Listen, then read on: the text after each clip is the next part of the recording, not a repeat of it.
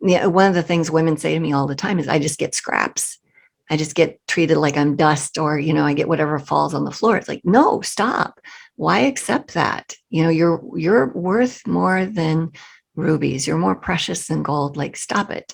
But Mm-hmm. they don't have the words. They don't know what to say and how to say it. So they complain, which never works. You can complain to a girlfriend about her being late all the time, and she might start showing up on time. She might apologize for that. But if you complain to a man, he's just going to be like, yeah, okay, that's terrible for you, like whatever. Men, men learn through action. And I Mm. don't, it's just a brain thing. And we're differently verbally than they are. And so we need to respond in ways that are more proactive and effective. And nobody likes it.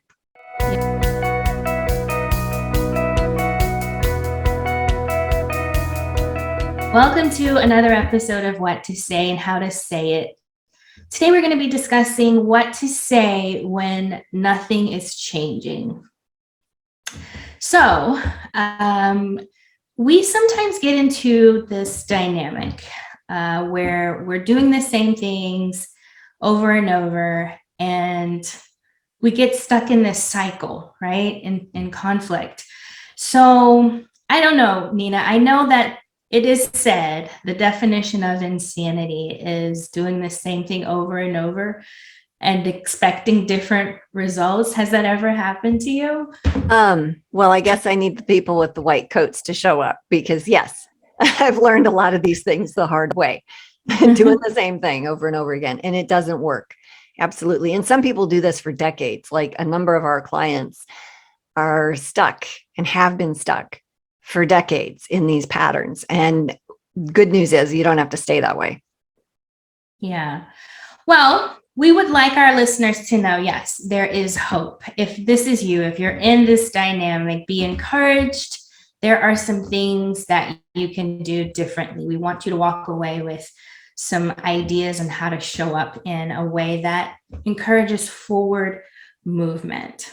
So, I just want to also remind our listeners that we are really focused on those Christian married couples that have been to the therapist, been to the workshops, read the books, and are still stuck in this same dynamic. So this is right on topic, what we are discussing today. We have a free e-booklet available on our website, greaterimpact.org, for you to download when you get a chance.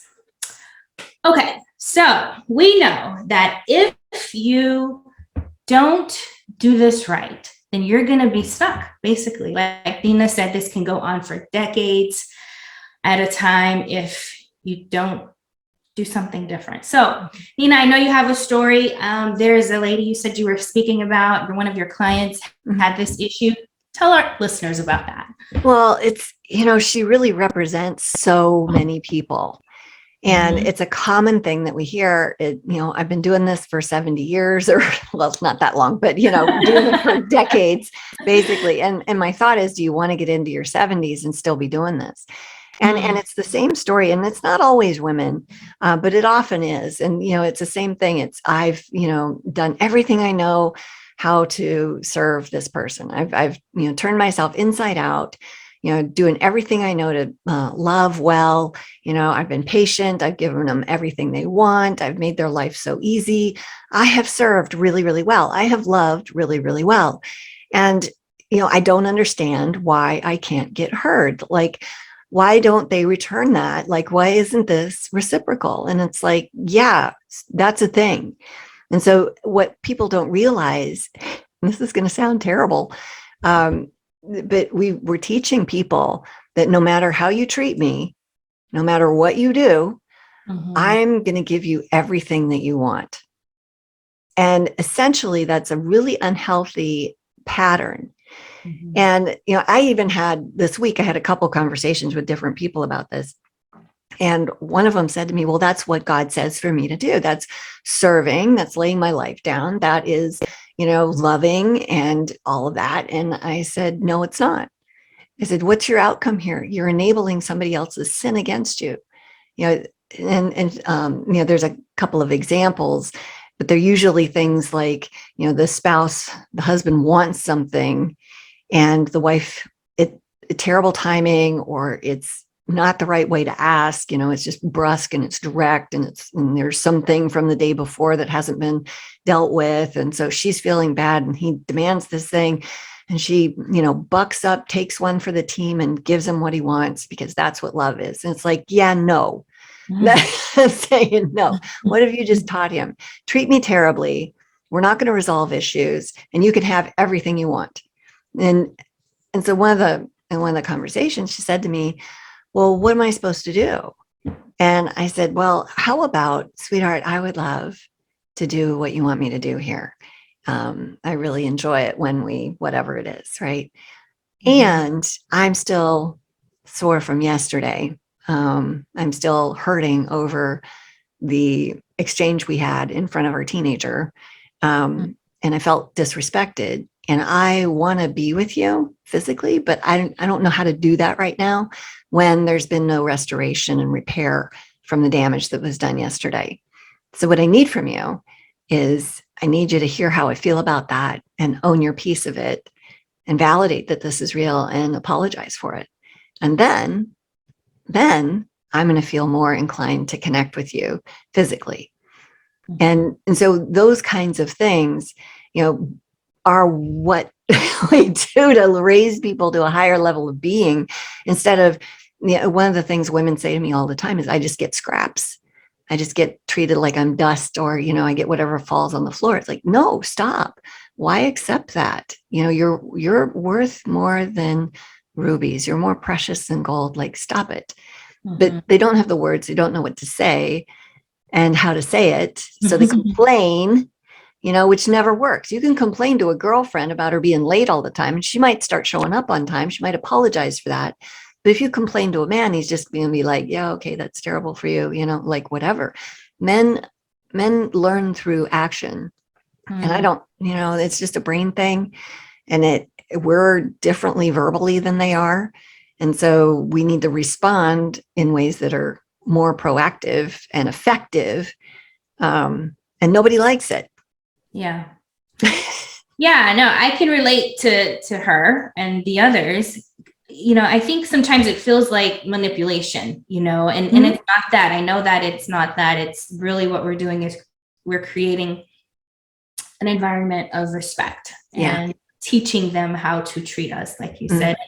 And, for us, a lot of things as women are intuitive, and for men, they just aren't. They're just different, and you have to spell it out sometimes. And sometimes that's the only way you'll get what you need. So it is a little bit of counterintuitive. So yeah, it is. And we need to put ourselves in the equation, not from a selfish standpoint, but from the standpoint of, is it good for the marriage to allow this to be the culture of it? And no, it's not. That gets modeled to your kids in other spaces.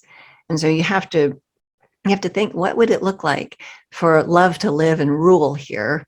How do we treat each other as precious? And, it'd be nice if we could just treat everybody that way, and then they'd treat us that way. But the reality is it doesn't happen that way.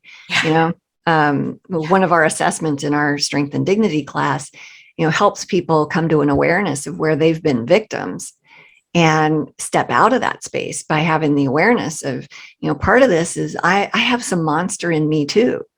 I have a client that was talking about how she was feeling like a failure because there's so many times where she's struggled with having emotional control, times where she's said things that she regrets saying. And she's like, I feel like a failure. I feel like I just keep having setbacks. And it's like, no, you don't.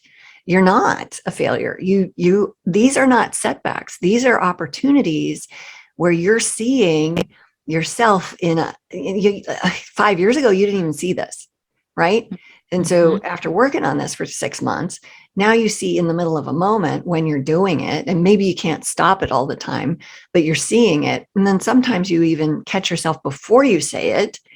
And so what if you had the thought, like, it's no sin to be tempted, And all of these, we have to look at growth differently, because just because we aren't perfect at it doesn't mean that we're failing. This is normal. Right. It's part of the process. Right. Yeah. I know you always say change happens very slowly and in increments. I don't know what the number is. Is it like 1% or 4% at a time people change? So I think, yes, we have to give grace to ourselves in these moments, because we're really just becoming more and more like Christ. We're being perfected. We won't get it perfect, but we are being perfected each time we apply these principles. Okay, so what I have a question. So what do we do when you've tried the same thing, you've done this over and over, you keep failing, and nothing is working, that person continues to escalate the issue, you keep coming back to the same cycle. Is there anything that you can say? I know we have to give ourselves grace, but is there something that we can give our listeners and what to say? Yeah. So I'm going to suggest a what to do today in this space. Yeah. Okay. It's a what to say and a what to do. So here's the situation. Guy and his family going to church, and every single Sunday, it's the same thing. Wife is talking to 28 other people, takes him half an hour, 40 minutes to leave. The kids are getting antsy. Everybody's hungry. Everybody's grumpy by the time they get to the car, except her. She's happy. She's had her social time and blah, blah, blah. But she keeps saying, yeah, I'll be with you in a minute. And he keeps saying, we need to go, and he's standing there holding a 2-year-old who really wants lunch. And they have a 3-year-old and a 7-year-old, and they're, the kids are impatient. 40 minutes is too long. Yes. And so he asks several times for her to, hey, we need to go. They've had a conversation or two outside of this. We need to leave church when church is over. I don't mind you talking for 5 or 10 minutes. I'll go get the kids. But when I come back, I think it's time to go. So you would think that's pretty clear, right? Yeah, well, it's not happening. Like nothing has changed. And so he's describing this to me. And I said, what is it costing her to listen to you or not listen to you? And he goes, well, what do you mean? I said, there's no expense on her part for not listening. And you've asked for what you wanted, absolutely. And she's disrespecting you and her children by ignoring it. And it's even worse because she says, oh, yeah, sure, I'll do that. And then she says, just a minute. And then she stays. So, and this is a pattern, right? So what needs to happen here? He goes, well, I guess I don't know. I said, what would happen if you took action? He says, well, I don't know what that would look like. I said, what if you just left? If you said to her, hey, I'm going to go now. If you want to come home with me, great. If you don't, you can get a ride from one of these 28 people. And I love you, and I'll see you at home. And he turns and leaves. Yeah. Okay. So that he was like, oh my God, that doesn't feel very loving. I said, well, does it feel very loving for her to say yes to you and then not follow through? He's like, well, no. I said, this isn't tit for tat here. This is, am I respecting myself? Am I creating an environment where I'm teaching my children that words and commitment have meaning? Am I doing what I say I'm going to do? Do I have integrity here? She's committed to you that she's going to do this, and yet she's not. And so for you to say to her, hey, glad you're having a good time. Why don't you have somebody else bring you home? We're going to take off. And then you take the kids and you go. And he's like, well, she might be mad. I said, yeah, that's absolutely true. He's like, well, that would be unpleasant. I said, yes, it would. And he's like, well, I don't think I want to do that. And I said, okay, fair enough. So then you lose the right to complain about what she's doing. If you're unwilling to take any kind of action, if you just want to complain about it, then okay, fine, complain about it. But you can do that with a friend. You don't need to pay me to listen to your complaints, right? If you want to change your environment, then maybe taking a different course of action might work. He's like, I need to think about this. He's like, I don't know. So comes back the next week and he says, okay, I did the thing. Like, tell me more about that. He said, well, at first she was really angry. I was kind. And I was like, hey, I'm going to go. And she was frantic. Like I was strapping everybody in, car seats and all the stuff. And she came running out last minute. Like I was ready to drive away. And she got to the thing and she was upset. And then, but the kids are in the car. So she had the grace to not let me have it, about how she was feeling. And when we got home, I could see she was still festering. He said, I went outside and did yard work. I let her just, sit in that. And I just let it go. And about 3 hours later, she came out and she goes, so I owe you an apology. Wow. I told you I was going to leave earlier and I haven't honored that. You've been really patient and I don't blame you for saying you're going to go and then getting to that point today. And I'll work on this. And he said, thank you so much. I love that. I appreciate that. And I am going to stick around for 5 or 10 minutes and then I am going to go because it's not fair to the kids. She goes, I see that. And I've been wrong. So, wow. Yes, wow. Right. So there's a what to say, but there's also a what to do. Right. Right.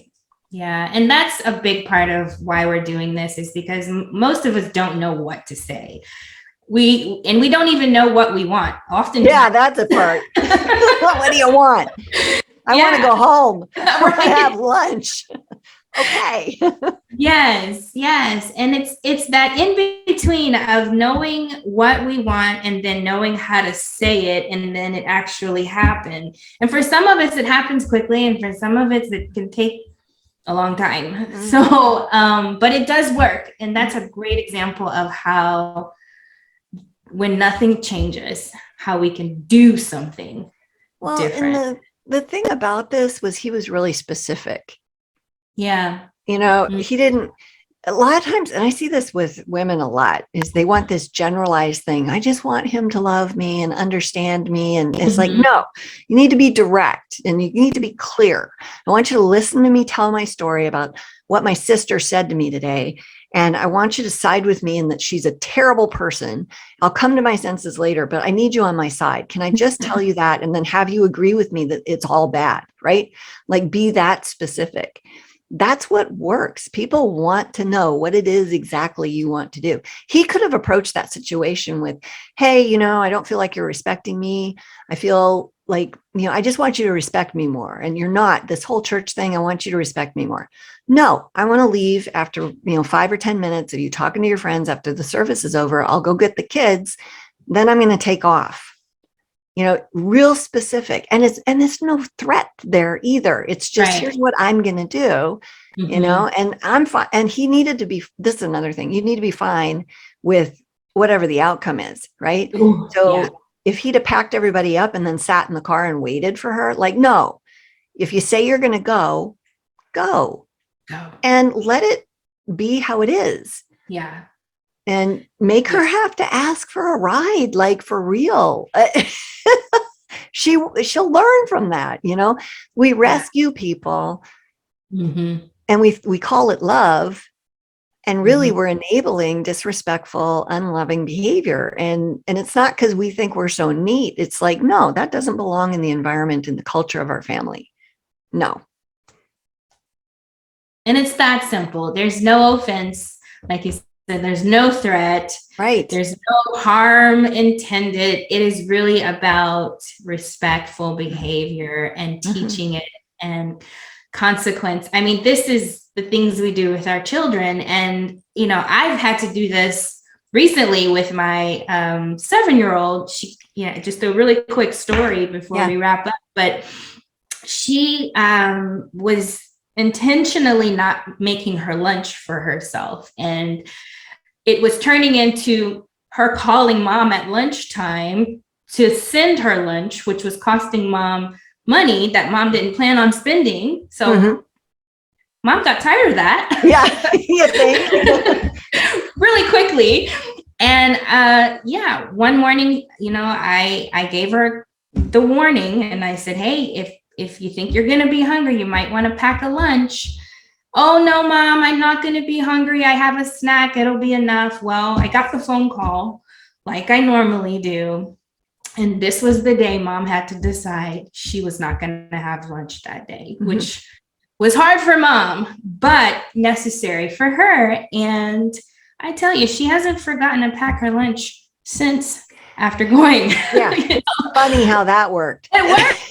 It worked, and it was a painful process, for both of us, but we got the outcome we wanted, right? Yeah. So I think if we can understand that pain is part of this, whether it's the person is 3 hours silent and not speaking to you, or, they yell at you. Right. That's just part of getting to the outcome we want. So, yeah. And you want an environment where people take responsibility and act with integrity. And you acted with integrity in that, like, hey, this is how this is going to be. No, I got this. Okay. We're going to be at each other. I'm taking you at your word. Now you're going to take me at mine. Right. Yeah, that's right. The end. And I love you. Yes. My love does not change. And nobody's going to die from consequences like this. These are small things. Yes. I mean, come on, people. Yes. So what if a kid misses lunch? I mean, oh, is that horrible parenting? No, I'm teaching them responsibility. You're teaching responsibility. Yeah. Like, let's do the hard thing. Let's be grown-ups when we're parenting, like for real. Absolutely. Okay. One more quick question. Are there times where saying nothing is wise? Yeah.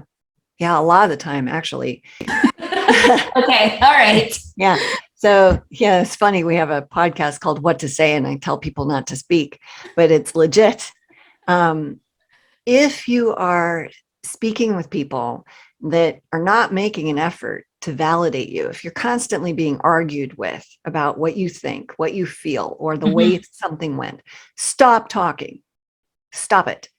It's the pearls before swine thing. Like, you do not be vulnerable and share who you are transparently, vulnerably wise, and think you're going to get something back when there's no evidence of that. Like, what people do this, they keep trying and keep trying and keep trying. It's like, what you're doing is not working and it's costing you too much. Stop it. When we share something, a piece of ourselves with someone, and they stomp on that, or they don't receive it in an honorable way, or they argue with us and reject us, what happens then is there's a piece of us that kind of gets messed with identity-wise. And for us to continue to try to do that, we're betraying ourselves in a clearly known, unsafe environment. And there's only certain people in our lives that can be trusted with who we really are, with our vulnerable spaces, with the things that matter to us. And if you're dealing with someone who is not safe that way, stop talking. Stop giving them those things. And can you be a friend to them? Absolutely. Is that a reciprocal relationship? No, it's not. Yeah. And ouch, right? Yeah. But when you stop that, and this is something we work on in the couples intensive, but there's this awareness of, oh, I'm not bringing myself to the relationship. Well, that isn't a relationship. And so that needs to have an awareness moment, but it takes both people in that to have that awareness. And then what are you going to do about it? And usually people need help, outside help with that. And that's one of the big things that we do with that intensive, is help people navigate that ugly space. Because if you don't do it well, you make everything worse. But the first step in it is what you were saying. You stop talking. No pearls before swine. Okay. Yeah. Good. Thank you so much. This is always fun. I hope our listeners are coming away with some tips on what to say and what to do when nothing is changing, since we talked about both today.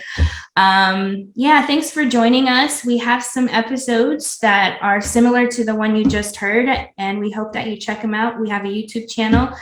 And yeah, lots of goodies on our website, as I said before. So thanks for joining, and see you next time.